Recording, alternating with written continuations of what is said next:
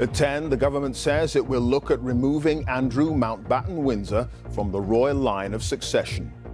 It comes as Scotland Yard says it's contacting his former protection officers about what they may have witnessed over his relationship with Jeffrey Epstein. Meanwhile, Thames Valley Police continue their inquiries at his former residence over allegations of misconduct in public office. Also tonight, Donald Trump called it Liberation Day, using tariffs as a key instrument of diplomacy. Well, now judges say his trade policies are unlawful. The Supreme Court's ruling on tariffs is deeply disappointing, and I'm ashamed of certain members of the court, absolutely ashamed. He's angry the Supreme Court has struck down one of his signature policies in a very rare check on presidential power. And cleared for takeoff. NASA sets the launch date for the first crewed mission around the moon in more than half a century. And coming up on BBC London, drivers are told the frustrating news that the Albert Bridge in West London may be closed to vehicles for up to a year. We'll have more at 10:30.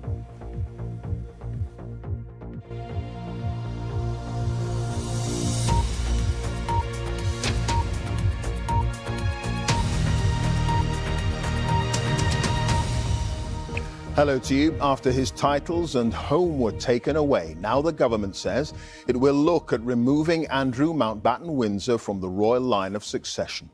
It comes a day after the former prince was arrested on suspicion of misconduct in public office. He's now been released under investigation. But Scotland Yard says it's expanding its own different inquiry into his links with the convicted sex offender Jeffrey Epstein by approaching all his former protection officers and reviewing records of flights at London's airports to see if they were used for human trafficking. He's always denied any wrongdoing.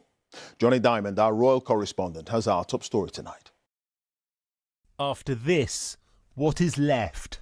A royal prince stripped of titles, home and dignity. A brother to the king, driven back to an uncertain future. At Windsor today, in the one-time home of the one-time prince, the police search continued as investigators looked for evidence. Andrew Mountbatten-Windsor has not been charged, but the police are looking at whether he acted improperly as UK trade envoy, abusing his position and the information that came with it. Tonight came news that the government is considering changing the Act of Succession. Andrew is still 8th in line to the throne. Ending that would need a change in the law and cooperation around the world. Diplomatic goodwill would have to be expended, because it's not just a matter for the Westminster Parliament to legislate to remove Andrew from the line of succession.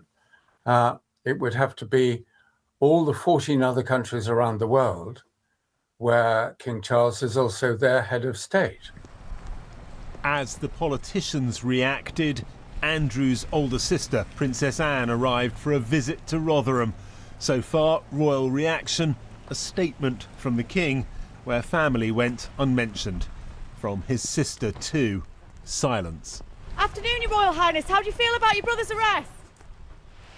But around Britain, disquiet about Andrew and the royals. They've taken quite decisive action to try and remove him from stripping him of his titles and removing the financial support and stuff. But it's not a good look. Personally, I think they should all be abolished. It's an absolutely archaic way of working anything. They're not very popular at the moment with young people in general, and I don't think this is doing a lot to help that. It's not the first time the palace and the people have been seen to drift apart in recent decades. I'm stopping the recording. Andrew's titles were stripped from him last October. There was approval, but also deep concern over a prince tainted by scandal. The King has initiated a process, so we're going to discuss this. Prince Andrew will no longer be Prince Andrew.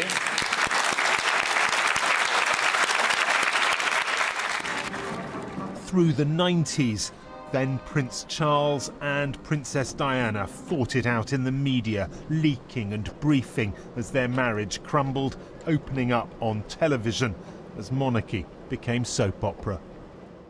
After Diana's death, the late Queen was wrong-footed, missing the public anger and grief, refusing to fly a flag in mourning. The flag went up. The royal family scolded, adapted. And after Harry and Meghan departed, they sent angry allegations across the Atlantic, accusing unnamed royals of asking at best clumsy questions about the colour of their expected child. Is the royal family a racist family, sir? No, we're very much not a racist family. It is far from all argument and division. The royal family still brings together a disparate nation like almost nothing else. What happens here, what royals do, is part of our living history. It's one of the things that connects us to our past. But what's happened now raises questions about the monarchy's future. If only they'd stop treating it with kid gloves, treat it as an institution which is useful and does a good job and is not lavishly expensive and all of that, then I think the monarchy will and should survive. For centuries, kings and princes have used portraits to project power, but some things cannot be stage managed. Andrew alone, his face lit by his pursuers, his life and family enmeshed in crisis. Johnny Diamond, BBC News. Well, the news that the former prince could be removed from the line of succession came this evening. Nick Eardley is at Westminster for us, and it's new legislation that's needed for this to happen, Nick. It is, Clive, but that does look like what is going to happen now. There will have to be consultation and agreement with other realms. It won't happen until after the police investigation has concluded, but it does now seem the government is preparing to act on this. One minister who's been speaking to the BBC tonight said that he thought it would be the right thing to do and he hoped that it would win cross-party support in Parliament. The view of the palace is that this is an issue for Parliament to deal with, but that the King will take advice from the government, as it always does. The BBC has been speaking to MPs about this issue today, and it is certainly correct to say there were a growing number who now thought that Andrew Mountbatten Windsor's place in the line of succession was now untenable. But it's also true to say there are those who think that this is a waste of time for Parliament, not least because Andrew is so far down the pecking order that the chance of him ever coming anywhere near the throne was vanishingly small. There hasn't been a piece of legislation used to change the line of succession for 90 years. The last time it happened was in response to the abdication of Edward VIII, but it doesn't now look set to happen again, further cementing Andrew's fall from grace. Nick, thank you. Nick Eardley there, live at Westminster. And what about the ongoing police investigations? Daniel Sanford is with me now. So Andrew's close protection officers, they're being contacted about what they may have witnessed. Yes, Clive, this has all come out of media reports in the last 2 weeks in which former royalty protection officers have suggested, some of them anonymously, that their colleagues might have willfully turned a blind eye to alleged activities on Jeffrey Epstein's island and even in Buckingham Palace. Now, the Metropolitan Police has said that no new criminal allegations have been made to them about sexual offences in their jurisdiction, but clearly they didn't want to leave these allegations in the media unchecked. So it said it's now contacting former and serving officers who may have protected the King's brother. It said it was asking them to consider carefully whether anything they saw or heard is relevant to any reviews, for example, of allegations into Andrew or Jeffrey Epstein.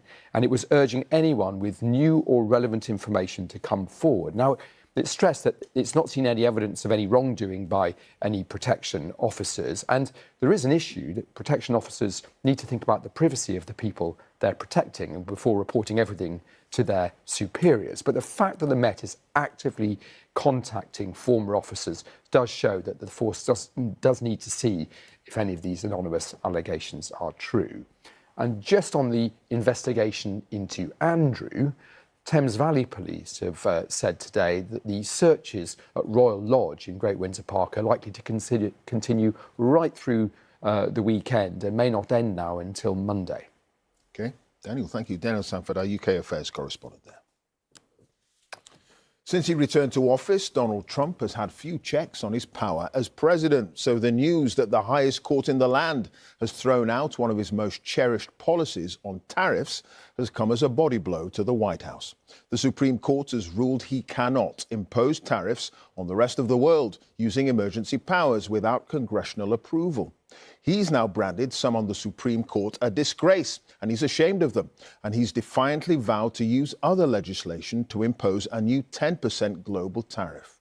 But what happens now to the well over $130 billion in tariff taxes already paid by American companies and American consumers that have swelled the US Treasury's coffers? Will that money now have to be paid back? Here's Sarah Smith. Donald Trump is not accustomed to anyone telling him no, and certainly not the Supreme Court, whose conservative justices almost always agree with him.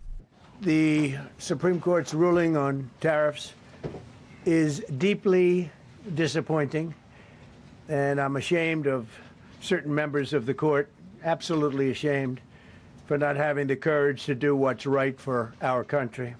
The Supreme Court has ruled President Trump cannot use the Emergency Economic Powers Act to charge trade tariffs. He says it's ridiculous that he's not allowed to impose even $1 in tariffs when he can still wage economic war against any country he likes. I can destroy the trade. I can destroy the country. I'm even allowed to impose a foreign country-destroying embargo. I can embargo. I can do anything I want, but I can't charge $1. Trade tariffs are currently imposed on every item imported into the United States. And Donald Trump says that will not end. He's already signed an order under a different law, which he believes allows him to carry on charging import duties for at least the next 150 days. Well, we're going straight ahead with 10% straight across the board, which was the absolute right to do. And that's taking place. That's a lot of money coming into our country. And then during that period of about 5 months, we are doing the various investigations necessary to put fair tariffs or tariffs, period, on other countries. It's not clear if that's 10% on top of the existing tariffs or how it might affect the UK. And it's still unknown if the Trump administration will have to refund the billions of dollars American businesses have already paid to import foreign goods. And yet, in just 45 minutes, President Trump seemed to convince himself this court ruling is really good news. Great certainty has been brought back to the economy of the United States and actually the economy of the world, because we generate so much in the world. We're the biggest in the world, and we're now the strongest by far. We were a country that was dead 1.5 years ago. Now we have the hottest country in the world. We're going to keep it that way. Democrats know that keeping the tariffs in place will upset many voters who really don't like them. Glaringly, amazingly, a vital and important point is missing from the president's speech.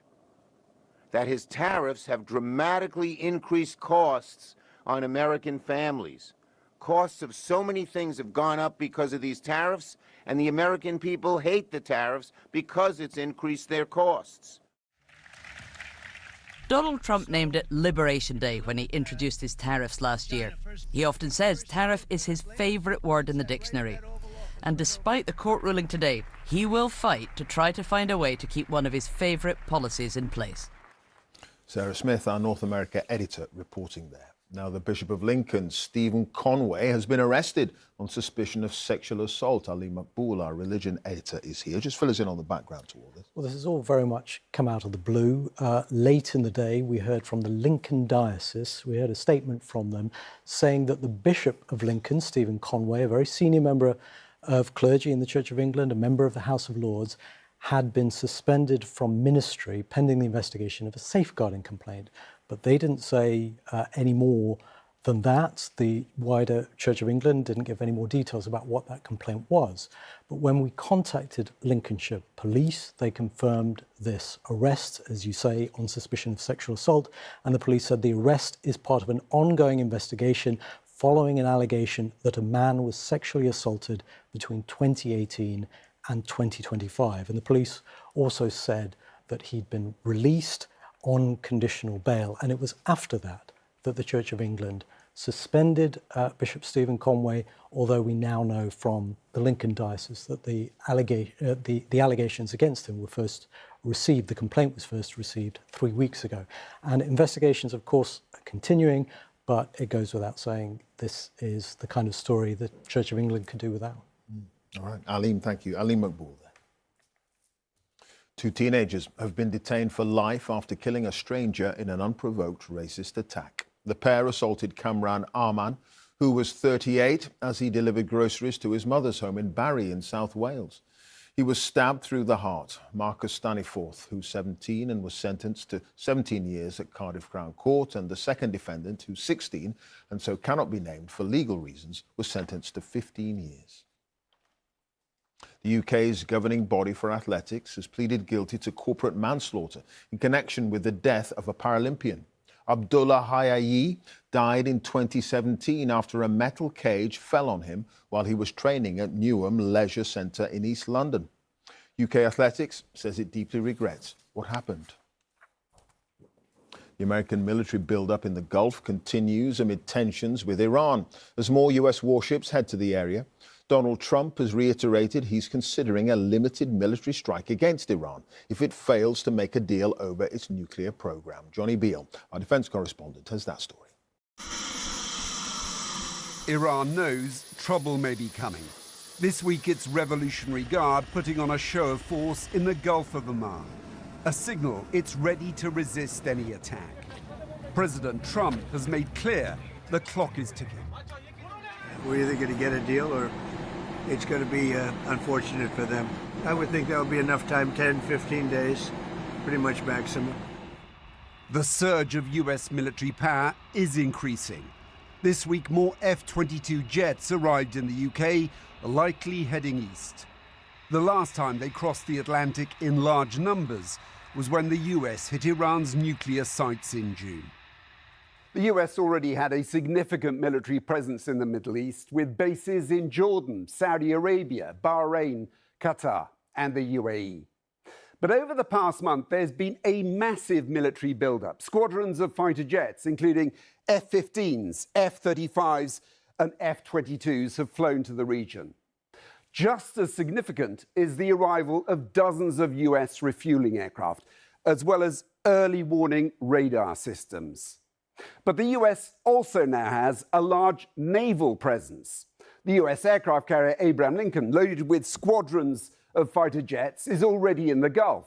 A second carrier group, the USS Gerald R. Ford, has now reached the Mediterranean, backed up by a dozen warships loaded with Tomahawk cruise missiles. Altogether, this is the largest US air and naval buildup in the region since the invasion of Iraq in 2003. But what's the goal? At first, President Trump signaled this military muscle was a response to Iranian protests. Now it's all about getting a deal to stop its nuclear program. So will he use it?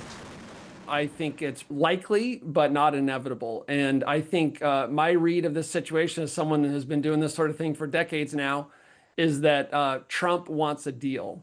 And sometimes I worry that he wants a deal too badly. President Trump's already shown he's willing to target Iran's nuclear program. But last year's Operation Midnight Hammer did not obliterate it. The question now is whether he'll try again, in a mission which could become more protracted, difficult and dangerous. Jonathan Beale, BBC News. Nick Watt will have Newsnight for you over on BBC Two shortly. Hi, Nick. Thanks, Clive. A busy night of news. Andrew and that royal line of succession story.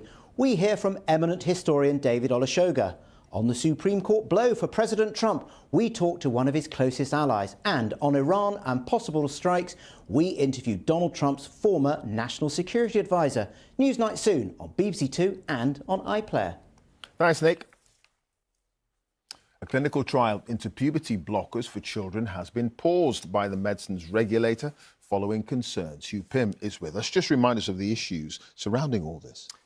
Well, Clive, the use of puberty blockers for gender treatment was banned in the UK in late 2024. That year, Dr. Hilary Cass had come up with a review of gender identity services for children and young people in England, and she said there was not enough clear evidence that puberty blockers were safe to use for children, and she recommended a trial.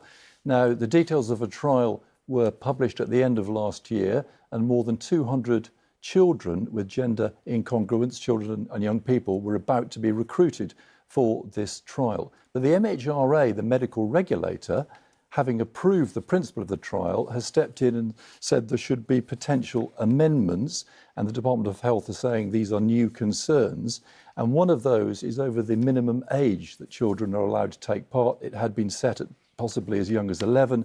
The MHRA say it should be closer to 14.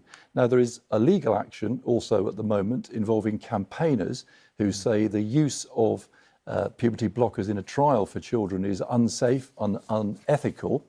And the Department of Health line is that they do not wish a trial to go forward, or it can only go ahead if there really is expert scientific and clinical advice that it is safe and necessary to do so.